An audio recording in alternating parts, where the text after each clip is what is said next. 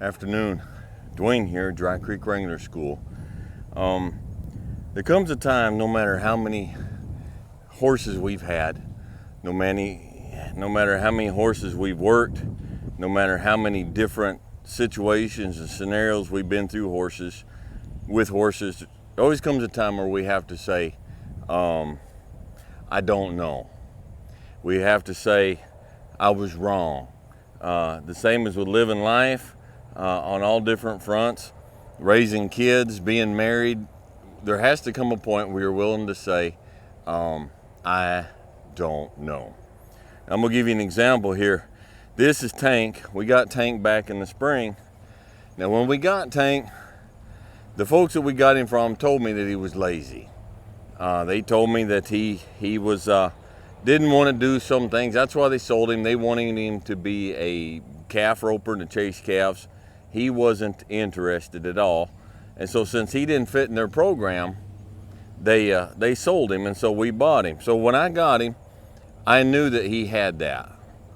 He didn't want to be caught. He was hard to catch. He was kind of sour around here. When you had him on the halter, he just had a whole lot of I don't want it. He wasn't a mean horse. He just didn't want to. And so I said, well, I see that, and I think I can work him through that. So I rode him a bit, and I kind of went the discipline route with him. I'm like, I know you don't want to, but you have to. So it's time that you were told that you got to do what you don't want to do. And sometimes you got to do that with a horse, with a puppy, or with a child. And so that's the route I went with him. And he got out of it for a while. So he went to work, and he did okay. Then he started getting bad again. And he started souring up, and he started, when we went to leave, he'd like, I don't want to. And if I put dominant riders on him, and they said, no, you have to go, then he's like, okay. And he'd put his head down and go, and he'd be all right. But here at the school, we do, because I teach a lot of stuff, so we do work in the arena. There's a lot of circling in the arena and stuff. And it just got to where he got more and more, just didn't want to. Until this last week, he finally said, you know what, I'm done. I'm not doing any more. Now, he didn't throw anybody off. He just stopped, and you ask him to go, and he'd kick out. And he would kick out, and the harder you ask him to go, the more he'd kick out. So I had to come to a point. I said, first off, I said, all right, stop. This isn't helping the student any. I had a good young man on there, out of the Marine Corps, and very fit, and so I wasn't worried about his safety because he wasn't bucking. I said, that's not doing you any good, and whatever the situation is, it's not doing the horse any good, and nobody's gaining anything positive out of this. So we came up, changed the horse situation. I put Tank out. Now I'm telling you all this for a reason, okay? Now there for a couple days, I thought, well, you know what? I'm just going to sell Tank because this is a business and everybody here has to work. And but I've been thinking the last couple days, and I'm not going to sell Tank. All right. Now, a lot of folks would say, back up. A lot of folks would say, Dwayne, what we're going to do is we're going to put some bucking rolls on that saddle, and we're going to put a night latch on it. And since he's all bowed up and rebelling, we're going to buck him through it, and we're going to get out the other side, and we're going to make him go to work. Now, we could take that route.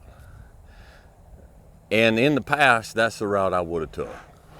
But you know, if you always look at things the same way, you're always going to see the same things you've always seen. And so I've been chewing on this week, had him out in the pasture, and I've been chewing on it what to do, and I've decided, I'm going to look at this different, and I'm going to approach this different. He's only 10 years old. And if you look at him, in my book, this is the perfect size quarter horse. He's got the smoothest trot on the place. He's got the smoothest canter on the place. He's got good solid feet, good legs. He moves good. You can walk out and catch him. You can lead him out. A little child can lead him. You can tie him up to the hitching post. He won't pull back. You can brush him, you can comb out his mane, you can pick up his feet and pick him out, you can saddle him, you can put the bit on. You can do anything you want with this horse. But when you go down to head out down that trail that we go down every day, he's like, no, I'm over it. When you go down there, you get him over it and you get him down to that round pen. He's like, I don't want to go in there. I'm over it.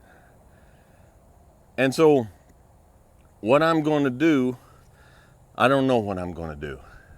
I know I'm going to start over on the ground. And I think this horse has never, ever had the choice and had the chance to just bond by feel. And I think from the start, the way he was started, and I'm guessing, I don't know, I wasn't there, but I think his whole life has been one of the training was just drudgery, incessant, in a round pen. He's been forced into it, but the horse has never had any fun. He's never enjoyed his life. He's never enjoyed what he's doing, and he's bored. And I just can't, at this point, I just can't bring myself to just toss him away, put him on and sell him. Because you know what? I've been there in life myself, where I've had a job, have had an existence, I've had a life, and I was just bored, and it was just drudgery. It was monotonous. I was not in a life, I was not in an existence that I was made for, that I enjoyed. So I don't know exactly what I'm going to do, but I realize that what I have done has not been right for him. So I'm going to start over, and he and I together are going to begin another journey, and we're going to see if I can't find him some enjoyment in life. All right?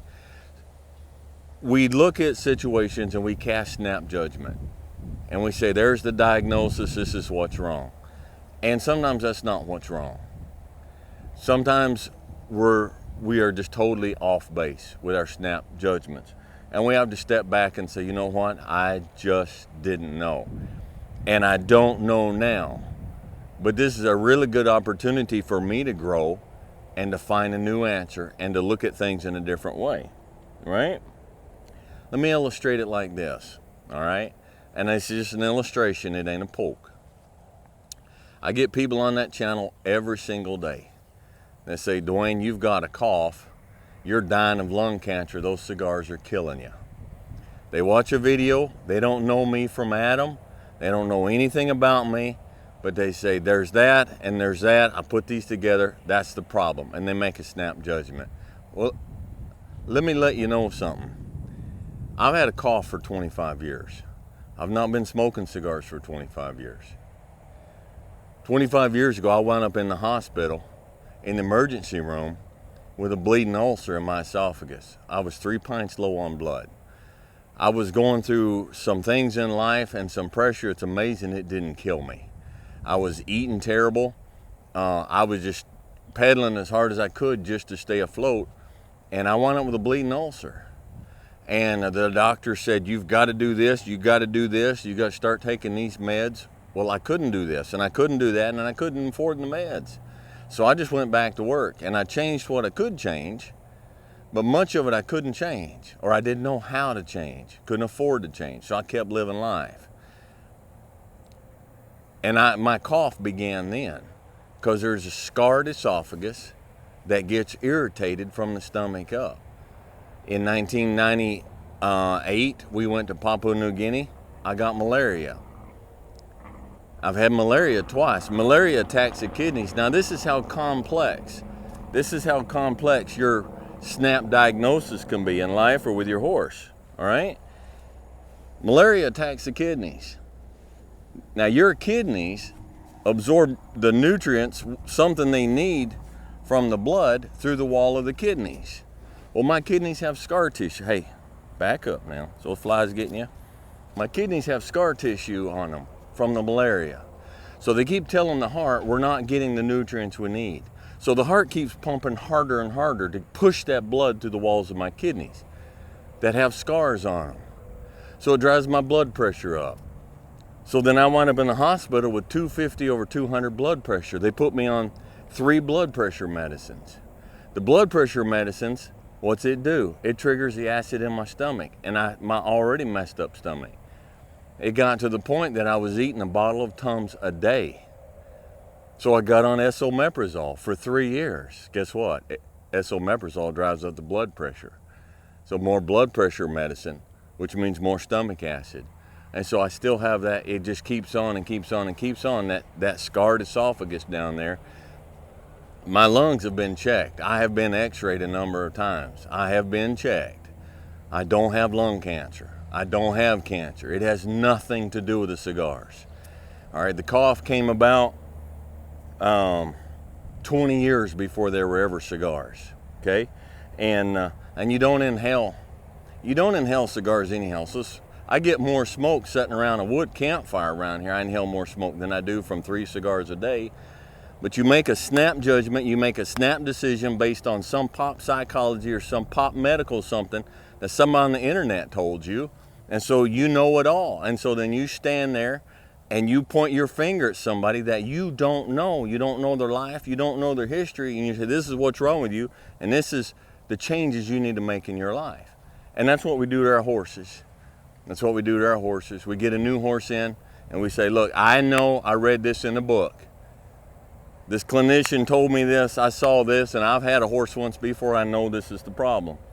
Well, when it turns out what we know isn't the problem and isn't fixing the problem, sometimes we don't have the humility and the wisdom to step back and say, you know what?